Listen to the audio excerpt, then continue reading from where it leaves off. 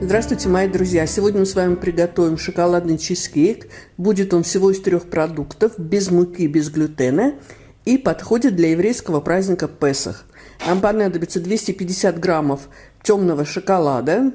Его нужно растопить или на водяной бане, или, как я, пульсами по 30 секунд в микроволновке. Когда шоколад растает, по одному вмешиваем 6 яиц. Пошаговый рецепт вы сможете прочитать в описании под видео. Сахар я не добавляю, так как мне достаточно сладости шоколада, но если вы любитель сладкого, можете добавить 50-70 граммов сахара. Посмотрите, какая однородная глянцевая масса у нас получилась. К ней мы добавляем 250 граммов сыра маскарпоне и все как следует размешиваем до однородности. Друзья мои, если вам нравится видео, ставьте лайк. Это поможет продвижению видео, его увидит большее количество зрителей.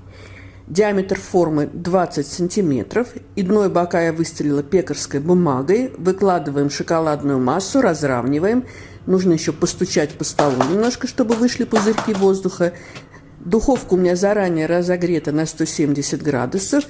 Печется 50-60 минут чизкейк. У меня он пекся 60 минут. При выпечке он очень хорошо поднялся, но когда он остыл, он немножко осел. Даем ему остыть полностью в форме, только после того, как он остынет, убираем форму, убираем пекарскую бумагу. К нему очень хорошо подавать шарик ванильного мороженого или взбитые сливки. Я решила взбить сливки. 250 мл холодных жирных сливок взбила с 2 столовыми ложками сахарной пудры. И будем к чизкейку подавать взбитые сливки, будет настоящий торт с кремом.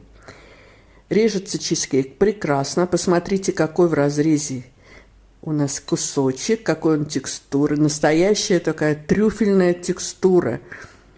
Ну что, пробуем. Друзья мои, это шоколадное блаженство. Приготовьте.